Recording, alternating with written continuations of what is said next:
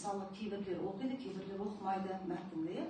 Сол үшін мен арнайы суреттерді іріктеймін, оқиғаға байланысты суреттерді қоямын. Енді осы оқиғаның ішінен кім қай сөзді айтады, қай суретті бейнелейді, сол арқылы жаңағы тақтадағы суреттер алынып тазаланып отырады.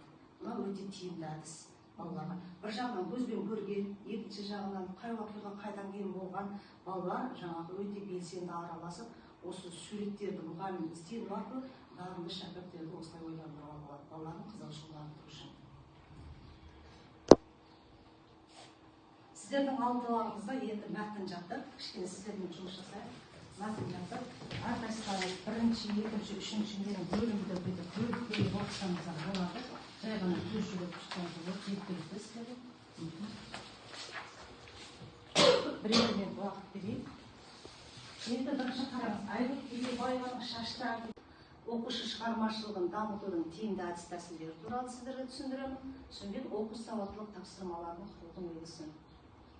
Жалпы біз амандасудың өзі шығармашылық болды, байқадыңыздар, оқушылардың тек қана құрғақ амандасудан гөрі ары қарай шығармашылықты дамытатын тапсырмалар бергенде жақсы. Жалпы шығармашылық бұл тұрақты, жігерлі еңбек нәтижесі. Шығармашылық сөзінің төркіні шығару, ойлап табу. Шығармашылық тіршіліктің өзі. Адамның шығармашылыққа деген құлшынысы, оның өз даралығын, өз қабілеттерін іске асыруға жол ашады. Шығармашылық бұл адамның өмір шындығында өзін-өзі тануға ұмтылуы, ізденуі, өмірде дұрыс жол табу үшін адам дұрыс ой түюі, өздігінен сапалы, дәлелді шешімдер қабылдай білуге үйрену қажет. Өмірі мазмұнды кісінің шығармашылығы да мазмұнды деген екен. Жалпы сабақта оқушы шығармашылығын дамыту үшін біз әдіс-тәсілдерге тәуелдіміз бе? Қалай ойлайсыздар? Мақсатқа жету үшін түрлі әдістерді пайдаланамыз ғой. Қызықтыру үшін. Жалпы талаппен басталған іс табысқа жеткізеді екен. Шығармашылық сабақтарда оқушылар үшін мынандай маңызды талаптар бар екен. Ең бірінші, оқушының сыни ойлау қалыптастыратындай сұрақтар дайындау керек. Шығармашылығы ой өрісі дамитындай ойын түрлендіріп отыру керек. Сабақ мақсатына сәйкес тиімді әдіс-тәсілдерді қолдану, жазба тапсырмалар түрлерін түрлендіру, әрі қызықтыратын тақырып беру, тапсырма түрлеріне қарай талпынысын арттыратын бағалау түрлерін қолдану. Жалпы мен сіздерге бір сабақтың үлгісі ретінде алып отырмын. 10-шы сыныптың Айгүл Кебекбаеваның шашты әңгімесінде. Сол жердегі сіздерге қолданылған әдіс-тәсілдерімді көрсетемін. Жебе платформасы 5В тым тапқыр оқу сауаттылығына арналған тест сұрақтары. Және бағалауды сол мәтіннің ішінде кездескен тақырыппен бағалауға болады. Соның ішінде кездескен, яғни 5 жаңа көп балл жинаған балалар ту, 4 балл, яғни 8 пен 7 балл жинағандар жылқы, қамшы балмен бағаланды. Жалпы біз сұрақты, мына 5 әдісінде 5 сұрақты біз бере саламыз әдісті. Бірақ сол сұрақтарды күрделендіріп беру керек. Ол үшін сіздердің алдыларыңызда тиімді әдіс-тәсілдер шығармашылық шәкірт деген бар. Соны ашасыздар. Сол жерде бірінші, екінші сұрақтарға жауап жазыңыздар. Бірінші, екінші сұрақтарға.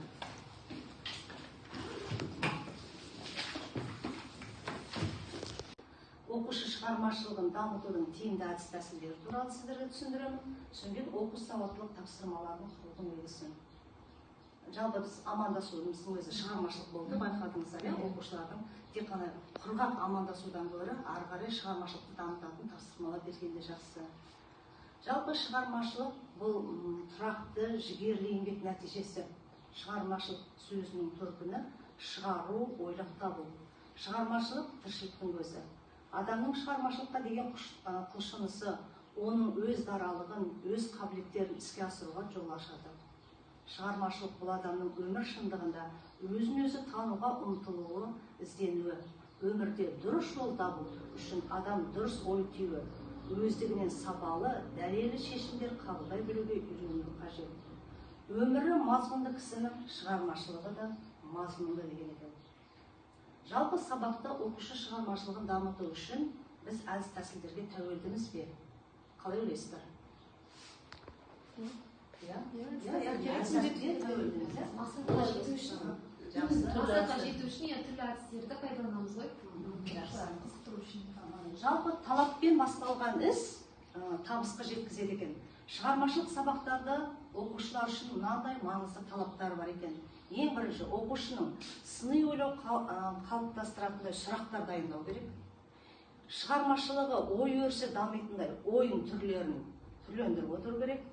Сабақ мақсатына сәйкес тиімді әдіс-тәсілдерді қолдану, жазба тапсырмалар түрлерін түрлендіру, әрі қызықтыратын тақырып беру, тапсырма түрлеріне қарай талпынысын арттыратын бағалау түрлерін қолдану. Жалпы мен сіздерге бір сабақтың үлгісі ретінде алып отырмын. 10-шы сыныптың Айгүл Кемелбаеваның шашты әңгімесінде. Сол жердегі сіздерге қолданылған әдіс-тәсілдерімді көрсетемін. Жебе платформасы 5В тым тапқыр оқу сауаттылығына арналған тест сұрақтары. Және бағалауды сол мәтіннің ішінде кездескен тақырыппен бағалауға болады. Соның ішінде кездескен, яғни 5 жаңа көп балл жинаған балалар тур, 4 балл, яғни 8 пен 7 балл жинағандар жылқы, қамшы балмен бағаланды. Жалпы біз сұрақты, мына 5 әдісінде 5 сұрақты біз бере саламыз әдісті. Бірақ сол сұрақтарды күрделендіріп беру керек. Ол үшін сіздердің алдыларыңызда тиімді әдіс-тәсілдер шығармашылық шәкірт деген бар. Соны ашасыздар. Сол жерде бірінші, екінші сұрақтарға жауап жазыңыздар. Бірінші, екінші сұрақтарға.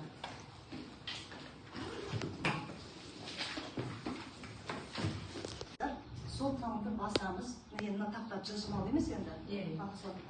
Сіздер бір санды таңдаңыздар. Ал бірді басыңыз. Сол сұраққа жауап бересіз. Әңгіме, қара сөзбен жазылған шағын көркем шығарма ма? Иә. Яғни Айгүл Кемелбаеваның шашты әңгімесі. Жақсы. Шын жалған деген шығады содан. Келесі дұрыс жауап бердіңіз, жарайсыз, шапалақ ұрып қойыңыз. Ары қарай. Шын жалғанда жауап бересе, ары қарай кетті, кім таңдайды? Ал, ресмен кете берейік. Үшті таңдайсыз ба? Жақсы. Бұл әңгіменің кейіпкері шашы ұзын қыз. Шында жалған ба? Жалған.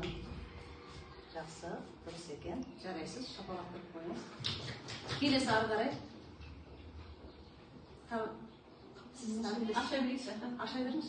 Сіз ары қарай. 5. Жақсы.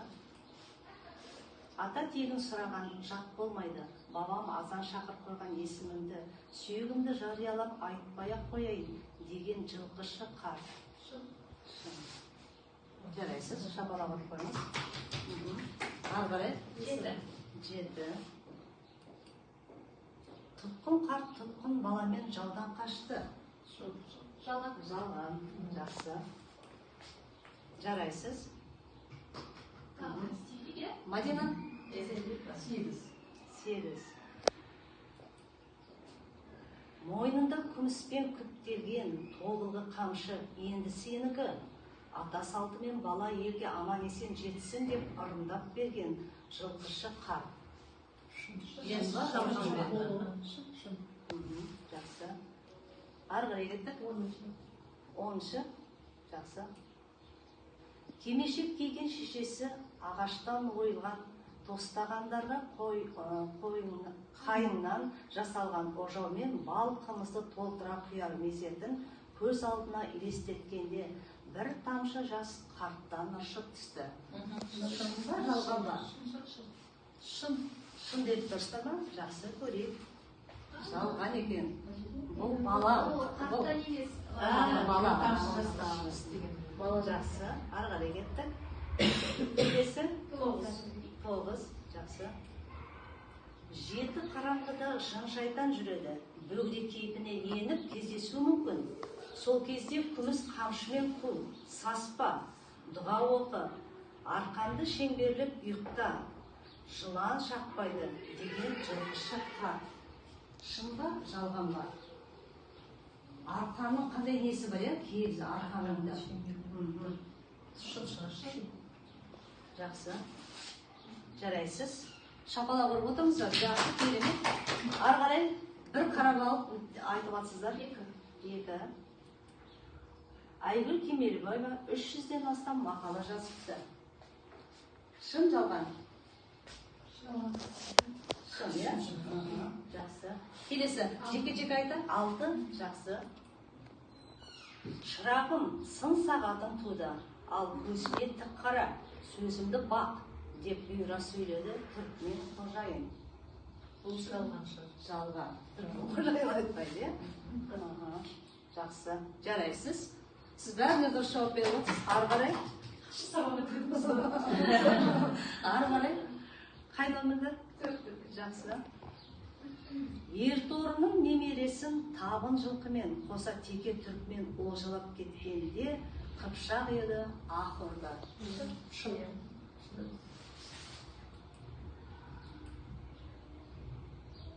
Келесі, 11-дегі Мадина таңдап көр. Ал. Әңгіменің құндылығы азаттықты қадірлеу. Шын. Жарайсыз. Келесі, 12-ді біреулеріңіз таңдаңыздар. Сәйкестендіру. Бұл да балаларға қызығушылығын арттырады, шығармашылығын дамытады. Атажан бай елінде болатын үлкен той ат бәйгеге ұйымдастырмақ болғанда. Арай. Қарағым, бұл той сен тәуекел деп бүйір болып еліне қашасың деп қуануы. Арай. Қыпшақ құлдың дауысы күн күркіреп, аспан қарсы айырғаннан бетер дүйім елді селт еткізді. Ол жаңағы өзінің сол түрікменде жаудың қолында жүрсе де өзінің ұранымен басқы түрікмендердің бас киімін жерге лақтырып жіберіп, біздің қазақтың өзінің ақ орамал тағып, жылқыға бәйге шықпақ қой. Соны көрсетіп өзінің ұранын айтатын болғанда. Бұл да өте әңгіме қызықты бұларының шығармашылығын көрсетеді. 5-ші тапсырманың топс формуласын келтіруге болады. Бұл жерде мына әңгіменің ішінде не құнды болып тұр бізде? Ұлттық құндылыққа жататын намыс, бұл жерде жігітті намысқа тәрбиелейді ғой. Оның сол намыс арқылы өзінің топс формуласын көрсетіп отыр. Соңында тест сұрақтарында қолданып жіберсеңіздер болады. Батырға ағаларын ажал сұмға қимай, көн садағын қолға ала ұмтылды дегенде, бұл көн садақ, бұл терминмен жұмыста өте тиімді әдіс. Көн садақ деген қандай садақ? Садақ қана болушы еді ғой деп ойлайды. Балалармен сонда көн садақ деген терде қапталған қап екен. Көрдіңіздер ме? Келесі мысалы түрікмен жылқысының шетінен аққу мойын тік сирақ, бойы биік келеді. Аяғын қаз басқанда ерен бекзат жануарлар ма? Соны көргенде арқасы қозды. Бекзат сөзінің мағынасын қалай? Мұны сонда тест сұрақ. Мақсатын жазып қойсыздар, сол мақсат бойынша жұмыс жасайсыздар. Екінші, мәтіндегі үзіндіде қасиетті жылқы малын бағудың қыр-сыры туралы не айтылған? Мысалы, сондай осындай тақырып. Осы жерде біріншіден жаңағы әңгіме барысында жылқышы тұлғаға түйе сүтін беруі, жаңағы көрдіңіздер ғой, ерекшелігі. Содан кейін жылқының мөлдір суда шомылдырмай жылқыны құмға аунатса, бұл да жаңағы төзімділікке жылқыны жылтырап шығады екен. Үшіншіден, жалпы шөл далада жылқы үлкен күтімді қажет етеді. Бұл енді қазақ атқа мінбесін. Қазақ атқа мінсе бір дене бір жанға айналады. Қазақтың жылқы бағудағы мықтылығын көрсетеді. Мәтіндегі үзінді қасиетті жылқы малын бағудың қыр-сыры туралы не айтылған дегенде 3-4 сөйлеммен осылай жазылады. Бұл әңгіменің соңында қорытқанда толық меңгерту өте жақсы. Бір-бір балмен бағалап отырасыздар. Содан кейін балалар тек қана жазудан гөрі кейде қысқа жауапты да қажет етіп отырады. Я, жоқ деген жауаппен. Мысалы, өзінің жын шайтаннан қорғау мақсатында арқанды шеңбер күйде жасап, өзіңде тұлпарын танысу үшін бір-бірлеріңізге мынандай суретіне аламын. Осы сурет арқылы сіздер өздеріңіздің сыңарларыңызды аласыздар. Енді бұл жерде адамның аз болуын ойласы екендігін аламыз ғой. Сөйтіп сол арқылы амандасамыз, амандасудың түрін жасаймыз. Екекеден. Бірінші біз бір түрін жасап алайық. Бір түрін жасап алайық.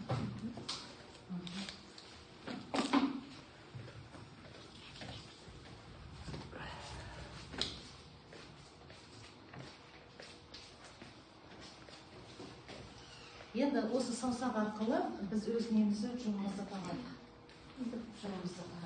Өзіміздің саусағымыз арқылы. Антың өзі жұлын қасына отыру керек. Мен сәйкестендіріп, иә? Жұлыңызды қасына отырасыздар.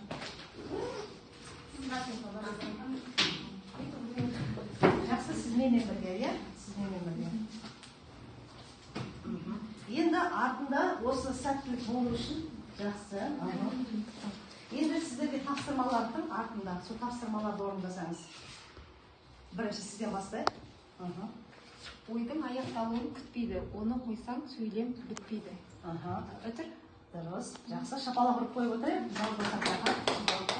Жарайсыз. Ары қарай. Өрнегін сені салынмас. Көмектесейін. Өрнегін сені. Мен мына жерде Абайдың өлеңі ғой, бір сөзін табамыз. Көмектесіп жіберіңіз. Өткірдің жүзі, ненің бізі? Кестенің бізі, сізде сала алмас. Жақсы, бір-бірлеріңізге тапқан үшін, бір-бірлеріңізге. Жақсы. Енді сіздер. Көзімнің қарасы. Ал енді сіздерге?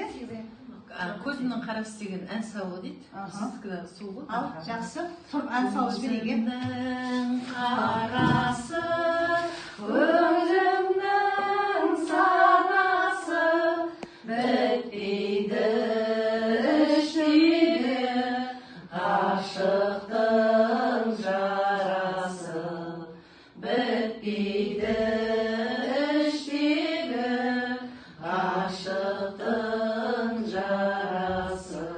Жарайсыздар, өте керемет. Біздің көңіл-күйімізді көтерген өте жақсы болды. Енді бүгінгі біздің тақырыбымыз болған, Түркменстан мен Қазақстанның арасында болған. Одан кейін төртінші суретті қарап отырыңыздар, көз жүгіртіп отырып, төртінші суретте Кенжебек деген баланы түркмендер тұтқынға алып кетеді. Тұтқынға алып кетеді. Одан тұтқын болады. Тұтқыннан кейін сол жерде Тасқұл деген қартпен кездеседі. Тасқұл қарт өзінің балаға кім екенін айтпайды. Яғни азан шақырып қойған атын айтпайды. Сөйтіп ол Кенжебек Тасқұл деген қарт екеуі жылқы баға түркмендердің жылқысын. Енді түркмендер қазақтарды жылқышыларын міндетті түрде жылқысымен ұрлайды екен.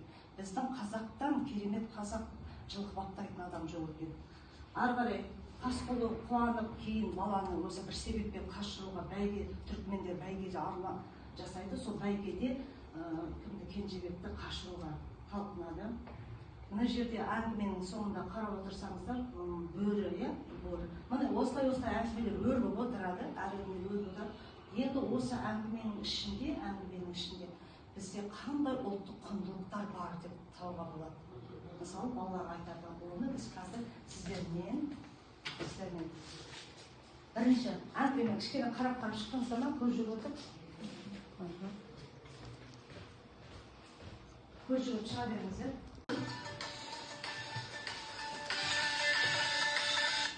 Сіз сұраққа жауап бересіз. Мұны жерге келіңіз. Мынаның ішінен біреусін аласыз. Соның артында сұрақтар бар және әңгімеде қай жерінде кездескен туралы айтуыңызға болады. Қамшы. Қамшы. Қазанат тигізбейді, азамат білгізбейді. Жақсы. Жауабын дереу айтып берді. Бұл кісі шапалақ ұрып қояды. Бұл жерде қай жерде қамшы кездесті әңгімеде? Бұл да ұлттық құндылықтың бір түрі. Қамшы, киелі, күміс қамшы. Жақсы, жарайсыз. Келесі ары қарай кетті. Қаламсап сізде болды, сіз ары жалғастырасыз.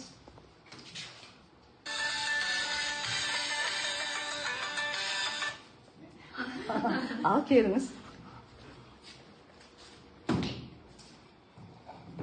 Қандай суреттер, қандай құндылық екен? Көк бөрі, иә? Еттің иесі болса да, бөрі тәңір бол. Жарайсыз, керемет. Жақсы, құрт. Бұл да ұлттық құндылықтың бір түрі, иә? Бөрі, жаңағы баланы қашырып жібергеннен бүкіл түркмендер жауша жегісі келеді ғой, Тасқұлға. Сол кезде қасқырдың бөркі терісін жамылып тұрады ғой, нағыз қазақ екендігін көрсетіп. Міне бұл да ұлттық құндылыққа балаларды баулайды. Екінші бізде құрт, құртта. Бұл құрттың киелігі жаңағы Кенжебек шөл даладан қашқан кезде өзінің аузына майлы құрт салып отырған екен. Бұл да ұлттық құндылықтың. Жақсы, керемет. Сыртына қоя берейік.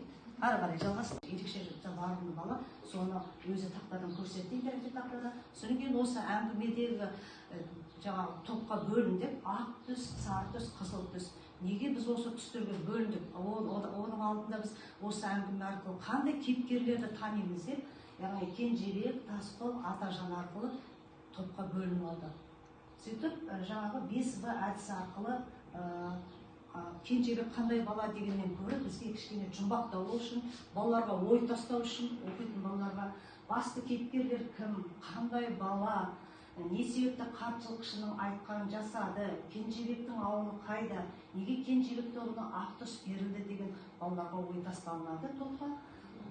Ары қарай бізде шын есім айтпайтын кім, мысалы Тасқұл қандай адам, не себепті Кенжебекке көмектесті. Жалпы осындай түстерге бөліндік. Содан кейін бізде тұтқындардың қожасы кім?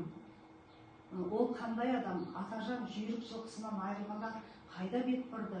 Не себепті Тасқұлды жазаламады? Топқа неге қызыл түс берілді деген балаларға логикалық сұрақтар қою арқылы балалар былай деп жауап берді. Ақ түс Кенжебекке ақ жол тіледі, яғни Тасқұл қарт оған батасын берді, батаменен ел көрер деп мақал мәтелінде түйіліп отырады. Тасқұл сары түс, сағыныш түбі сары алтын, яғни ол құл болды ғой өмір бақи, сол арғы байланысы мақал мәтелді ары қарай шығарып отырады. Атажан қызыл түс, яғни ол жау, қауіптің белгісі де, сабақ түспен арқылы, кейіпкер арқылы осы кейіпкердің даралап жинақтап аламыз. Сол кезде өзі басты кейіпкерлер түске бөлінді арнайы. Ақ түс, сары түс, қызыл түс. Біз бірінші дарынды балаларға картадан бұл оқиға.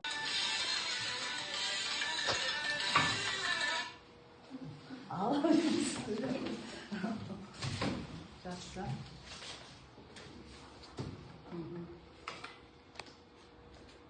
Мал майы дейді. Мал майы. Арық малды асырасаң, аузың мұрынды май қылар, жаман адамды асырасаң, аузың мұрынды қан қылар. Жақсы, керемет. Енді май, құйрық май бұл жерде не үшін кездесті? Бұл әңгімеде. Мынау түркмендердің көбінде бұларда шөлді жер ғой. Сол шөлейттен жылқылары аман есен өту үшін, жаңағы Кенжебекте жылқыны шөлден өту үшін Түркменмен Қазақстанға жету оңаймыз ғой.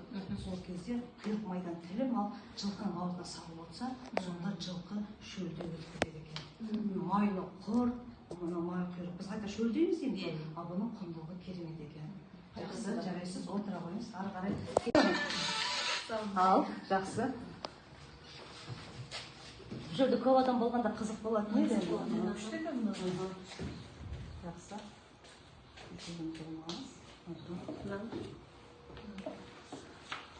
Жақсы, суретті алды, суретті көріңізші, суретті. Нал, иә, жақсы. Дәнді шашпа, Жақсы, жарайсыз, нақты сұрақ, жақсы сұрақ болды, жауап болды. Енді нанды біз шөлейттен неғыл үшін, аман есен шығу үшін Кенжебек айтады ғой, нанды кептіріп бер дейді. Кептіріп бер, сонда сен жаңа шөлейттен қарның ашқанда осылайда не қылуға болады, сақтық бар. Бұл да біздің ұлттық құндылығымыздың бірі ғой, нан. Жақсы, керемет, жарайсыздар. Мұны тұруға болады, иә, бұндағы баланың шығармашылығын дамытады. Енді бұл жерде бірнеше суреттер де бар, мысалы жебе, иә, жебе. Бұдан да неге жебе қолданылады. Содан кейін жерде жылқы малын Тасқұл неге ерекше баптайды? Жылқы малына түйенің сүтін беріп баптайды екен. Міне бұл да біздің ұлттық құндылығымыздың бірі, иә, ұлттық құндылығымыздың бірі, керемет. Содан кейін біз ары қарай аша берейік, аша береміз. Мынау жаңағы осы атбегілік өнерді кімге Кенжебекке сіңірген Тасқұл болды. Бұл да керемет жау. Жалпы соңында өзі Тасқұл жете алмаған арманға Кенжебекті жеткізіп, Кенжебек ауылына туымен кіруі. Өте қызықты қателікті әңгімеледі. Жақсы.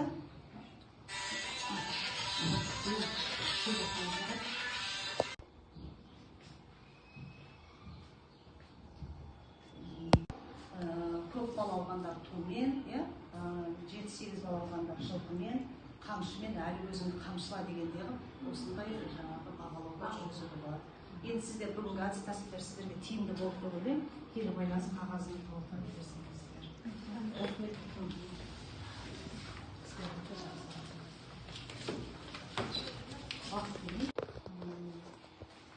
Бұл жерде де сіздерге байланып отыр. Бұл жердің өзінде де осы бірінші тапсырманың өзінде де сырлы сызба әдісін қолданып жіберуге болады екен. Мысалы, қазір мәтінді оқынша оқымайды балалар, енді осыны оқыту үшін мәтінді толық игеру, осыншама әдіс тәсілдерден кейін бала бәрін оқиды. Мынаның жауабын білу үшін, балалар себебі сондықтан сол себепте демек дегенде шаштан көмесі тас тұрмен келіншектің бейнесін бұл жерде тауып айтып бере алады. Сіздер де көрінбей тұрды ма? Көрінді ма? Жақсы. Бір-біріне алып қарап отырып шықсаңыз да болады. Қазір жалпы енді бірінші сұрақ осылай өте жақсы. Ашық сабақ жүргізген кездерде балалар жаңағы сен шық, мен жүр сұраққа деп жауап береді. Сондықтан мен осы ұлттық құндылықты анықтау үшін ойын жүргізіп жіберемін қаламмен, музыкамен. Мысалы, тоқта деп ағылшын айтқаннан гөрі қаламды бір-бірлеріне береді. Ағылшын айтқаннан гөрі музыканың болса, балаларға кішкене алады. Сіздер енді жақындап отырыңыздар. Аты жөнім Қабылова Күләй Мұталипқызы, Мойынқұм орта мектебінің қазақ тілі мен әдебиеті пәні мұғалімі. Бүгінгі осы мектепке семинар болады деп хабар келген кезде мен өзім қуанып кеткенмін. Негізі Гүлжан тәтемен сіздің Нағима тәте, сіздің негізі оқырманыңызбын, сізге көп қараймын жүр. Сіздердің сабақтарыңызға қатысып, сіздермен тәжірибе алмасу мақсатында келгенмін. Рахмет, рахмет. Қазақ тілі мен әдебиет пәні мұғалімі Азаматова Ермаханқызымын. Менің бұл семинарға келу себебім, яғни бүгінгі тақырыбымыздың өзекті дарынды бала шығармашыл ұстаздан деген осы тақырып мені қызықтырғандықтан, және де өзім жаңағы мен де жас маман болғандықтан өзіме тәжірибе жинақтайын деген мақсатпен келіп отырмын. Жақсы, тамаша.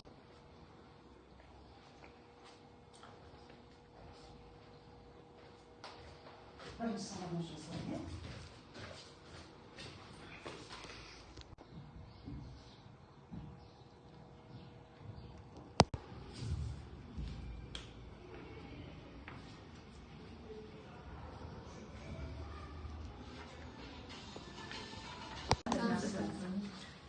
Менің аты жөнім Құндуарова Эльмира Маликашевна, Бауыржан Момышұлы атындағы орта мектептен келіп отырмын. Әр уақытта семинарлар тек қазақ тілге байланысты болады. Бүгінгі семинар өте ерекше болып тұр. Дарынды шәкірт, шығармашыл ұстаз дегеннен кейін сол шығармашыл ұстаздардың тәжірибесімен бөліскелі, сол тәжірибені өзіме алғалы. Рахмет. Құндылығын анықтауымыз керек. Қазір сіздерге ойын жүргіземіз. Ойын болғанда қазір менің келісіне жақсы. Исатай Адина, Мақатай ресурстық орталық мектебінде жүріп тұрмын. Бұл жақта қатысу мақсатым, өзім жас маман болғаннан кейін дарынды балаларға шығармашылық ұстаздардың қалай әсер етуін білу үшін өзіме жаңағы тәжірибе үшін өте жақсы, тамаша.